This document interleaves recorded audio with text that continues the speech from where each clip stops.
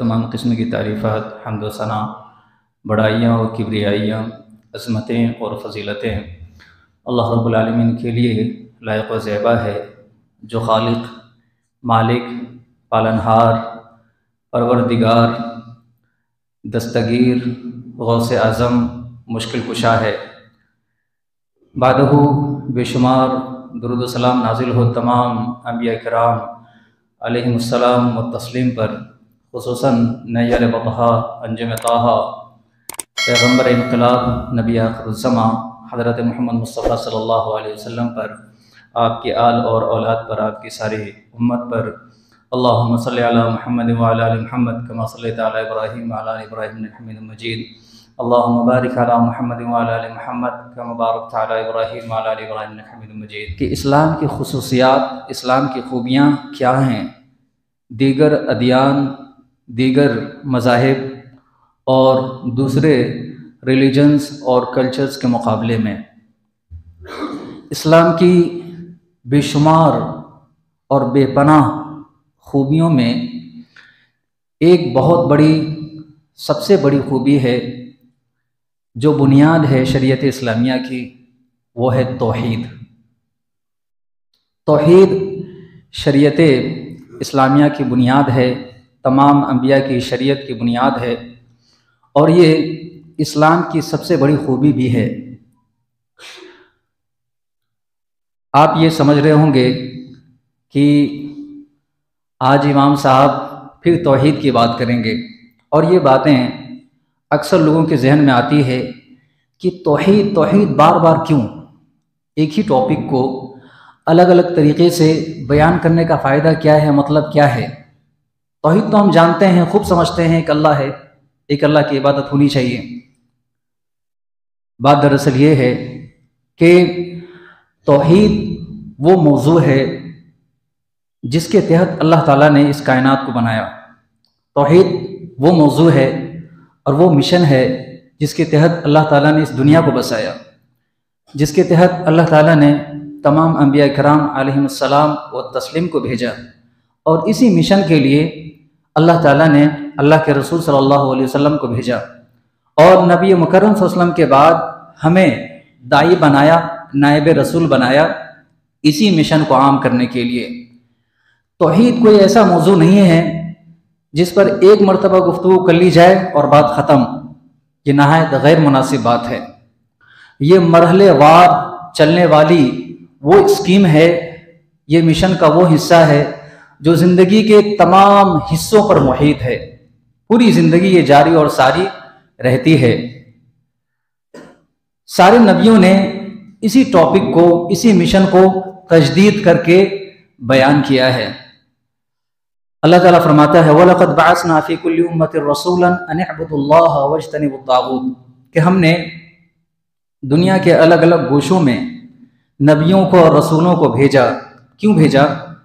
کہ وہ دعوت دے، لوگوں کو بتائے کہ بھائیو ایک ہی اللہ کی عبادت کرو، ایک ہی اللہ کے سامنے سب جھکاؤ، ایک ہی اللہ سے امیدیں وابستہ کرو، ایک ہی اللہ کو خالق اور مالک سمجھو۔ سب کچھ دینے والی ذات اللہ تعالیٰ کی ہے، سارا خزانہ اللہ تعالیٰ کے پاس ہے، دعائیں اللہ سے مانگنی ہیں، سجدے اللہ تعالیٰ کے سامنے ہونی چاہیے، جھکنا ہے عبادت کی نیت سے اللہ کے سامنے۔ سارے نبیوں نے یہی کام کیا۔ حضرت ابراہیم علیہ السلام نے کیا کہا؟ اللہ تعالیٰ سے کیا دعا کیا؟ وَجْنُبْنِي وَبَنِيَّ أَن نَعْبُدَ الْأَصْنَامَ۔ ہم لوگ دعا کرتے ہیں تو یہ دعا کبھی نہیں کرتے ہیں کہ اللہ تعالیٰ ہمیں شرک سے بچانا، ہم دعا کرتے ہیں اللہ تعالیٰ یہ دے دے، یہ دے دے، یہ دے دے۔ حضرت ابراہیم علیہ السلام اللہ تعالیٰ سے کیا دعا کر رہے ہیں؟ وَجْنُبْنِي وَبَنِيَّ أَن نَعْبُدَ الْأَصْنَامَ، اے اللہ صرف مجھے ہی نہیں، میری پوری ذریت کو، پورے خاندان کو شرک سے بچانا۔ اور اللہ تعالیٰ کیا کہہ رہا ہے حضرت ابراہیم علیہ السلام کے بارے میں؟ وَلَمْ يَكُ مِنَ الْمُشْرِكِينَ۔ ابراہیم علیہ السلام تو دین حنیف پر قائم تھے، انہوں نے کبھی شرک کیا ہی نہیں، شرک کی ہوا تک نہیں لگی انہیں۔ یہ انبیاء کرام علیہ السلام کا مشن تھا، اس لیے حضرت ابراہیم علیہ السلام نے یہ دعا کی اس مشن کی تجدید کے لیے۔ نبی کریم صلی اللہ علیہ وسلم کی زندگی کو دیکھ لیجئے، اللہ تعالیٰ کیا کہتا ہے؟ فَعْلَمْ أَنَّهُ لَا إِلَهَ إِلَّا هُوَ۔ اللہ کے رسول صلی اللہ علیہ وسلم جو شرک کے اس قدر مخالف، शिर्क के इस कदर दुश्मन, और आप सल्लल्लाहु अलैहि वसल्लम से अल्लाह ताला ये कह रहा है फ़अलम अन्नहु ला इलाहा इल्लल्लाहु, कि तौहीद के बारे में जानिए, शिर्क से बचने की तरकीबें कीजिए। अल्लाह के रसूल सल्लल्लाहु अलैहि वसल्लम जब तौहीद के बारे में नहीं जानेंगे तो और कौन जानेगा? हमारी और आपकी औकात क्या है, क्या हैसियत है? अल्लाह ताला अल्लाह के रसूल सल्लल्लाहु अलैहि वसल्लम से कह रहा है, मुतालबा कर रहा है फ़अलम अन्नहु ला इलाहा इल्लल्लाहु, कि आपके इल्म की, तजुर्बे की बुनियाद क्या होनी चाहिए, आपकी जिंदगी की बुनियाद क्या होनी चाहिए? तौहीद होनी चाहिए। फ़अलम अन्नहु ला इलाहा इल्लल्लाहु, ये जानो कि अल्लाह के सिवा कोई माबूद नहीं है, इस इल्म को फरोग दो। इससे यह भी साबित होता है कि आज जो हमारे अंदर गुमराहियां हैं, या पूरी दुनिया में जो गुमराहियां हैं, गुमराहियों की बुनियाद यह है कि लोगों ने अकीदे तौहीद को बुनियाद नहीं बनाया। हम अपने बच्चों को तालीम देते हैं, दुनिया की सारी तालीमें दे देते हैं, सारी दरसियात पढ़ा देते हैं, सारे निसाबात पढ़ा देते हैं। अगर कुछ नहीं मालूम है बच्चे को तो ये नहीं मालूम होता है कि उनका रब कौन है, इबादत कैसे करनी है, अकीदे तौहीद है क्या। अल्लाह ताला कह रहा है कि फाउंडेशन अगर बनानी है तो किस चीज को बनानी है? फ़अलम अन्नहु ला इलाहा इल्लल्लाहु, कि जानो कि अल्लाह के सिवा कोई माबूद नहीं है। ला इलाहा इल्लल्लाह का मतलब, माना, मफहूम और तकाजा समझो। अल्लाह के रसूल सल्लल्लाहु अलैहि वसल्लम की पूरी जिंदगी देख लीजिए, शुरुआत की तबलीग की तो कह रहे हैं तौहीद पे आ जाओ, क़ूलू ला इलाहा इल्लल्लाह तुफ़्लिहू, लोगों ये कह दो कि अल्लाह के सिवा कोई माबूद नहीं है, कामयाब हो जाओगे। तमलिकुल अरब वल अजम, दुनिया की सारी बादशाहतें तुम्हारे कदमों में आ जाएंगी, ज़ेरे नगी हो जाएंगी। अल्लाह के रसूल सल्लल्लाहु अलैहि वसल्लम अपने खानदान वालों को इकट्ठा करते हैं, खानदान वालों को इकट्ठा करके सारे लोगों से कहते हैं, या इब्ने अब्दुल मुत्तलिब, या बने हाशिम, या बने अब्द शम्स, तुमको जो कुछ मांगना है, जो कुछ मुझसे पूछना है पूछो, मैं अपने मामला तुमसे डील कर सकता हूं, मगर सुनो, जो दावत मैं दे रहा हूं, तबलीग का जो हक मैं अदा कर रहा हूं, तौहीद का जो पैगाम तुम तक पहुंचा रहा हूं, इस मामले में मैं अल्लाह ताला के मुकाबले में तुम्हारे कोई काम नहीं आ सकता। फ़इन्नी ला उग़नी अन्का मिनल्लाहि शैआ, तौहीद के मुकाबले में अगर तुमने कोई दूसरा अकीदा अपनाया तो इस मामले में मैं कभी किसी भी तौर पर तुम्हारे काम नहीं आ सकता। हजरत फातिमा रज़ियल्लाहु ताला अन्हा से अल्लाह के रसूल सल्लल्लाहु अलैहि वसल्लम कह रहे हैं, सलीनी या फातिमा, ए फातिमा, तुमको जो कुछ मांगना है मुझसे मांग लो, मेरी दौलत में से, मेरे प्रॉपर्टी में से, मेरी जायदाद में से। ला उग़नी अन्का मिनल्लाहि शैआ, मगर तौहीद के मामले में अगर गड़बड़ी हुई मैं तुम्हारे कोई काम नहीं आऊंगा। अल्लाह के रसूल सल्लल्लाहु अलैहि वसल्लम ने अपनी पूरी जिंदगी ये साबित किया कि तौहीद ही असल है। बार बार तौहीद की याद दहानी करके अल्लाह के रसूल सल्लल्लाहु अलैहि वसल्लम ने उम्मत मुस्लिमा को बेदार किया कि कितना सेंसिटिव, संवेदनशील ये मसला है तौहीद का। आप देखिए कुरान करीम में अल्लाह ताला ने मदनी सूरतों में भी तौहीद का जिक्र किया है। मक्की सूरतों में तौहीद का जिक्र ये बात सोचने की थी कि उस जमाने में लोगों को तौहीद के बारे में ज्यादा नहीं मालूम था, चूंकि इस्लाम अभी अपनी इब्तदाई दर्जे में था। लेकिन मदनी सूरतें जो अल्लाह के रसूल सल्लल्लाहु अलैहि वसल्लम की जिंदगी का आखिरी हिस्सा है, उन मौकों से भी तौहीद की बातें हो रही हैं। सूरह बय्यिना आप पढ़ लीजिए, इन्नल्लज़ीना कफ़रू मिन अहलिल किताबि वल मुशरिकीना फी नारि जहन्नम। सूरह बय्यिना आखिरी दौर की सूरतों में से एक सूरत है, मदनी सूरत है। क्या जरूरत थी शिर्क के सिलसिले में गुफ्तगू करने की? क्या जरूरत थी तौहीद की अहमियत और फजीलत को बयान करने की थी? क्या सहाबा को नहीं मालूम था? अल्लाह के रसूल सल्लल्लाहु अलैहि वसल्लम को नहीं मालूम था? मालूम था, मगर बार बार याद दहानी से इंसान के अंदर अहमियत और फजीलत वाज़ेह हो जाती है। सबसे अहम बात यह है कि जब तक इंसान तौहीद की तफसीलात को जानेगा नहीं, उस वक्त तक वो शिर्क की खराबी को समझ नहीं सकता है। शैतान का अपना एक इंदिया है, उसका नस्बुल ऐन है, उसका भी अपना एक मिशन है। मिशन क्या है? मिशन ये है कि जिस तरह अल्लाह के नजदीक वो रांदगे दरगाह है, जिस तरह से वो अल्लाह के नजदीक मखजूब और मरदूद है, जहन्नम का मुस्तहिक है इंसान की वजह से। हजरत आदम अलैहिस्सलाम को बनाया गया اور حضرت آدم علیہ السلام کے سلسلے میں ایک تعظیم کا حکم دیا گیا، فرشتوں نے کیا اور شیطان نے، ابلیس نے نہیں کیا۔ وجہ انسان بنا، اس لیے دشمنی انسان سے ہے شیطان کو۔ تو شیطان نے کیا کہا؟ جہنم میں اکیلے میں نہیں رہوں گا، میں آپ کے بندوں کو بھی میں بہکاؤں گا، انہیں میں گمراہ کروں گا، جہنم میں لے جاؤں گا۔ لَأَقْعُدَنَّكَ صِرَاطَكَ الْمُسْتَقِيمَ، اور سیدھے راستے پر ان کے میں بیٹھا رہوں گا۔ شیطان کا جو مشن ہے، مشن یہی ہے کہ لوگوں کو بنیادی طور پر توحید سے گمراہ کیا جائے، توحید کے راستے سے ہٹایا جائے، شرک کی راہ پہ لایا جائے۔ شرک جو کہ دنیا کا سب سے بدترین جرم، دنیا کا سب سے بدترین گناہ اور سب سے بڑا کرپشن ہے اس کائنات کا۔ اس کرپشن سے، اس جرم سے اور اس گناہ سے بچنے کے لیے ضروری ہے کہ انسان توحید کے بارے میں جانے، توحید کی تفصیلات کو جانے اور شرک کی تفصیلات کو بھی جانے۔ آپ ایک جملے میں سمجھ لیجئے کہ اس دنیا میں ابتدائی دنیا سے قیامت تک جتنے گناہ ہوئے ہیں ہوں گے، جتنے کرائم ہوئے ہیں ہوں گے، جتنے کرپشنز ہوئے ہیں ہوں گے، ان میں سب سے بنیادی وجہ یہ ہوگی کہ لوگوں کے نزدیک اللہ کی اہمیت نہیں ہوگی، توحید کی اہمیت نہیں ہوگی۔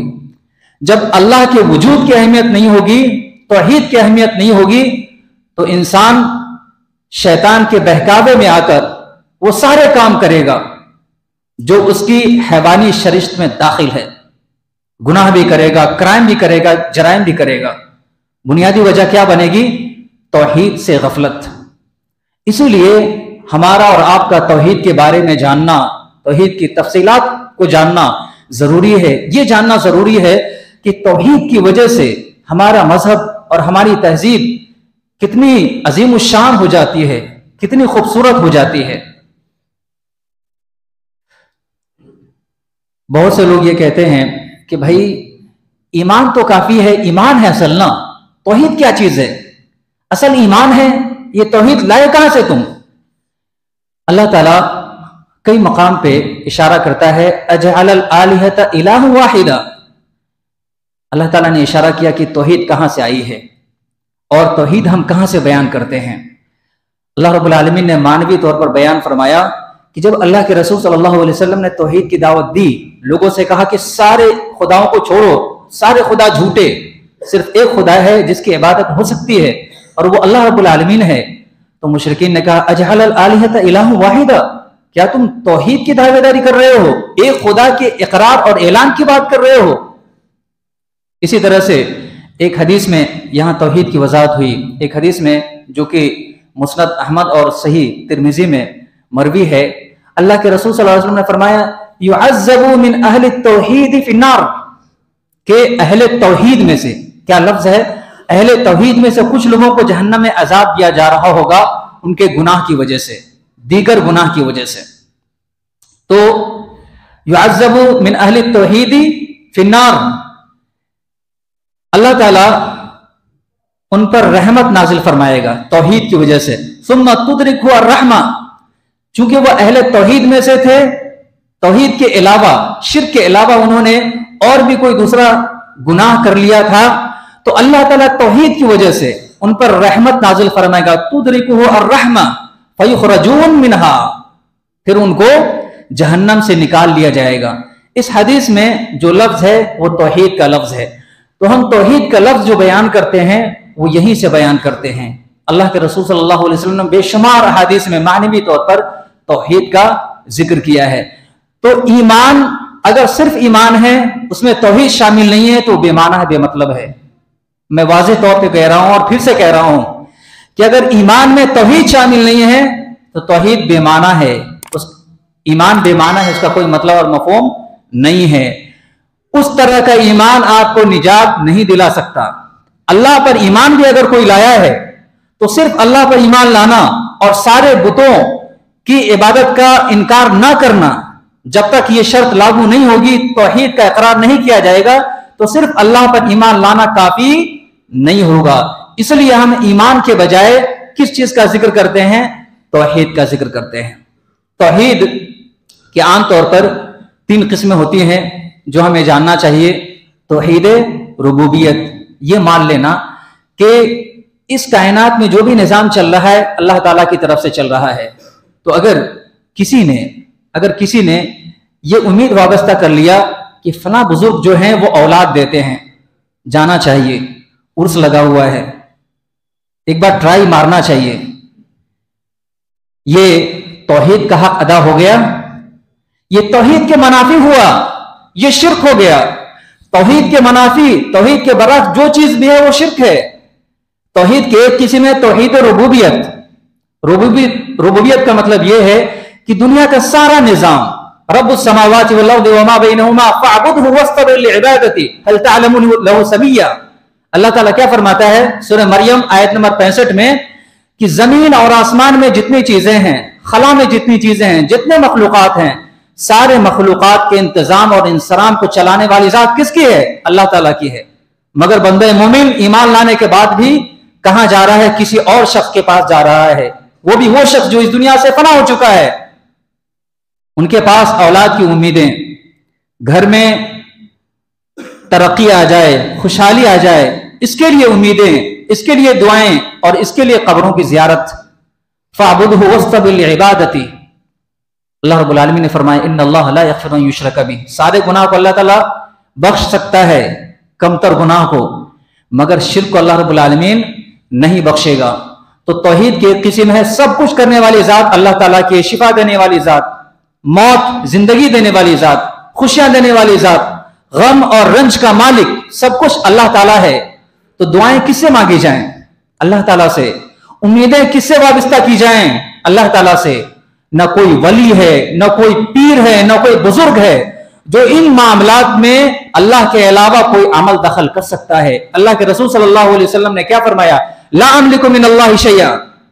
قرآن میں ہے میں تمہارے کوئی کام نہیں آ سکتا، میں اللہ کے مقابلے میں کسی بھی چیز کا مالک نہیں ہوں.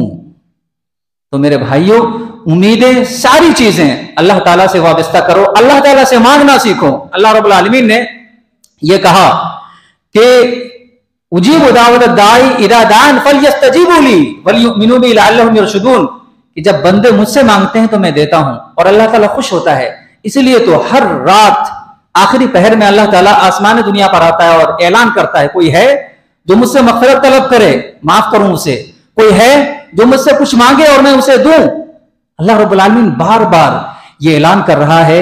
ان سب کے باوجود اگر کوئی شخص کسی اور سے مانگے گا تو اللہ تعالیٰ کی ناراضگی کا کیا عالم ہوگا. اس لیے تو اللہ تعالیٰ نے کہا سب کچھ اللہ معاف کر دے گا، مگر یہ جو شرک، کسی اور سے مانگنے کا جذبہ ہے، کسی اور سے مانگنے کی عادت ہے، اللہ رب العالمین اس کو نہیں بخشے گا. اللہ کی کائنات میں تم یہ ثابت کر رہے ہو کہ کسی اور کی چلتی ہے اللہ کے علاوہ، کیسے معاف کرے گا اللہ تعالیٰ؟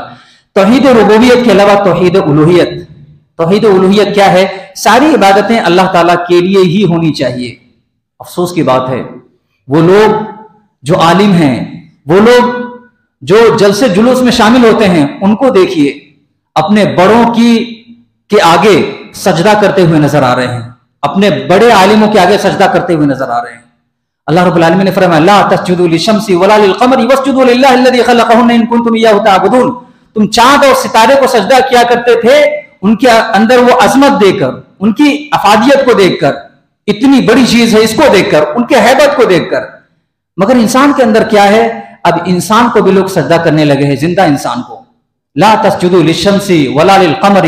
اللہ رب العالمین کلیئر کر کے کہہ رہا ہے اس خدا کی عبادت کرو نا جس نے تمام مخلوقات کو پیدا کیا ہے. تم انسان کی عبادت کرنے لگے.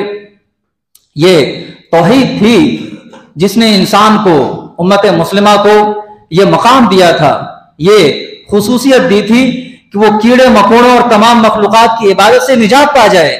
مگر امت مسلمہ نے توحید کو پڑھنا چھوڑ دیا، ایک بار پھر سے اسی اندھ وشواس میں چلے گئے. اور جب سے اہل شرک کا دبدبہ ہوا ہے اور جہاں بھی ہوتا ہے یہ کوششیں ہوتی ہیں، یہ شوشے چھوڑے جاتے ہیں، الگ الگ قسم کے فلسفے چھوڑے جاتے ہیں اور شرک کو بہت خوبصورت بنا کر پیش کیا جاتا ہے، اندھ وشواس کا راج ہو جاتا ہے، لوگ توحید کی اہمیت اور فضیلت کو بھول جاتے ہیں. خلاصہ یہ ہے کہ توحید کی جو دوسری قسم ہے وہ توحید الوہیت ہے. توحید کی ایک تیسری قسم ہے توحید اسماء و صفات. کیا مطلب ہے اس کا؟ مطلب یہ ہے کہ اللہ تعالیٰ کے اندر جو خوبیاں ہیں کسی اور کے اندر نہیں ہو سکتی ہے۔ انسان ہو کر اللہ تعالیٰ نے دماغ دیا ہے، مومن ہو کر ایک مومن کسی انسان کے بارے میں، کسی جھاڑ پھونک کرنے والے کے بارے میں یہ عقیدہ رکھ لیتا ہے، بھائی یہ آدمی میرے دل کی بات کو جان لیتا ہے، یہ آدمی یہیں سے مکہ میں کیا ہو رہا ہے، مدینہ میں کیا ہو رہا ہے، ساری خبر رکھ لیتا ہے۔ یہ اندھ وشواس ہے۔ مسلمانوں، عقل ماری گئی ہے لوگوں کی۔ یہ تو اللہ کی صفت ہے، غیب کی باتوں کو جاننا یہ اللہ کی صفت ہے۔ دیوار کے پیچھے کیا چل رہا ہے، دل میں کیا چل رہا ہے، یہ ساری صفات اللہ تعالیٰ کی ہے۔ کسی اور شخص نے یہ صفت کو مان لینا، اس خوبی کو مان لینا، یہ شرک ہے۔ توحید کی یہ تینوں قسمیں ہوئی۔ ہم بنیادی طور پر بات یہ کر رہے تھے کہ جب تک توحید کا اقرار ہوگا نہیں، ایمان مکمل نہیں ہو سکتا ہے۔ دلیل کیا ہے؟ اللہ رب العالمین فرماتا ہے مشرکین مکہ کے بارے میں، مشرکین مکہ کے سندرب میں اللہ تعالیٰ کیا فرماتا ہے؟ وَمَا يُؤْمِنُ أَكْثَرُهُمْ بِاللَّهِ إِلَّا وَهُمْ مُشْرِكُونَ، کہ اللہ کا اقرار کرنے کے بعد بھی لوگ شرک کرتے ہیں، اور یہ ایمان قابل قبول نہیں ہے۔ کیا مشرکین مکہ کا ایمان قابل قبول ہے؟ قابل قبول نہیں ہے، کیونکہ اللہ تعالیٰ نے سورہ زمر میں کیا فرمایا؟ وَالَّذِينَ اتَّخَذُوا مِن دُونِهِ أَوْلِيَاءَ مَا نَعْبُدُهُمْ إِلَّا لِيُقَرِّبُونَا إِلَى اللَّهِ زُلْفَىٰ۔ مشرکین مکہ نے اپنی طرف سے کیا مان لیا تھا کہ دیکھو اللہ تعالیٰ ڈائریکٹلی بات نہیں سنتا ہے۔ مشرکین مکہ بھی، مکہ کے مشرکین بھی، جن کے بارے میں اللہ تعالیٰ نے حکم لگا دیا کہ وہ کافر ہے، مشرک ہے، جہنمی ہے، وہ بھی کیا عقیدہ رکھتے تھے کہ اللہ تعالیٰ ہی ہمارا خالق مالک ہے۔ مگر یہ جو چھوٹے موٹے لوگ ہیں ان کو ہم ایجنٹ مانتے ہیں، کیونکہ ڈائریکٹلی اللہ تعالیٰ نہیں سنتا ہے، لہٰذا ہم ان کے سامنے اپنی باتیں رکھیں گے اور یہ ہماری باتیں اللہ تعالیٰ کے پاس پہنچائیں گے۔ اللہ تعالیٰ نے ان کے بارے میں کیا اسٹیٹمنٹ دیا؟ وَالَّذِينَ اتَّخَذُوا مِن دُونِهِ أَوْلِيَاءَ مَا نَعْبُدُهُمْ إِلَّا لِيُقَرِّبُونَا إِلَى اللَّهِ زُلْفَىٰ إِنَّ اللَّهَ يَحْكُمُ بَيْنَهُمْ فِيمَا هُمْ فِيهِ يَخْتَلِفُونَ، کہ یہ لوگ یہ کہتے ہیں کہ ہم اللہ تعالیٰ کی قربت چاہتے ہیں ایجنٹوں کے ذریعے سے، ہم ان کی عبادت نہیں کر رہے ہیں، ہم سجدہ کر رہے ہیں ان کو، لیکن ہم بائی پاس سجدہ کر رہے ہیں، ان کو سجدہ کر کے اللہ تعالیٰ کو سجدہ کر رہے ہیں۔ اللہ رب العالمین نے فرمایا نہیں، ان الذین کفروا من اہل الکتاب والمشرکین، انہوں نے کفر کیا، ڈائریکٹلی کفر کیا۔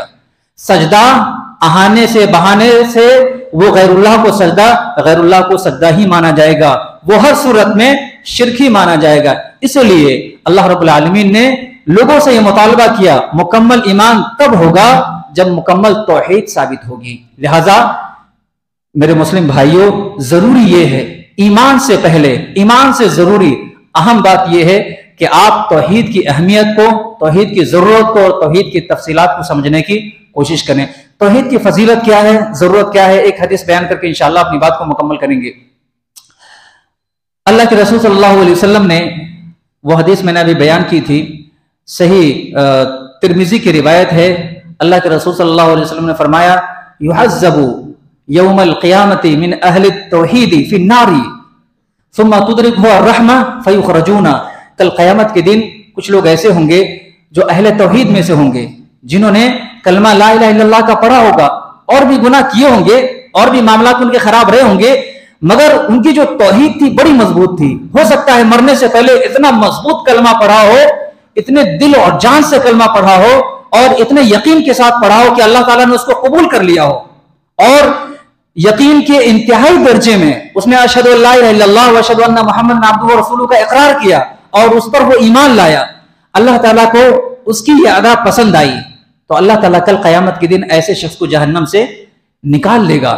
اللہ تعالیٰ کیا فرماتا ہے؟ 14ویں پارے کی پہلی آیت ہے، ربما یود الذین کفروا لو کانوا مسلمین، سورہ ہجر کی پہلی آیت ہے۔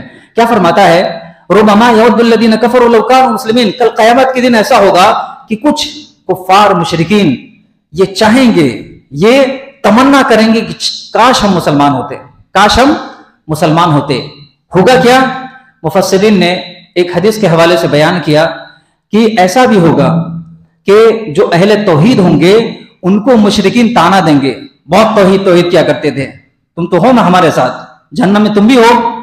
اللہ تعالیٰ کو اس بات کے لیے جلال آ جائے گا، حالانکہ اہل توحید کا ایک نہ ایک دن حساب ہونا ہے اور حساب ہو کر ان کو جنت میں جانا ہے، مگر اس وقت جو اپنے گناہ کی سزا کاٹ رہے ہوں گے اور گناہ کی، شرک کے علاوہ گناہ کی سزا کاٹ رہے ہوں گے، اسی درمیان میں मुशरिकीन उनको ताना देंगे, बहुत तौहीद तौहीद किया करते थे, हमारे साथी हो, क्या कर लिए तुम। अल्लाह ताला को जला लाएगा, अल्लाह रब्बुल आलमीन उन्हें जहन्नम से निकाल लेगा। सिर्फ किस बुनियाद पर?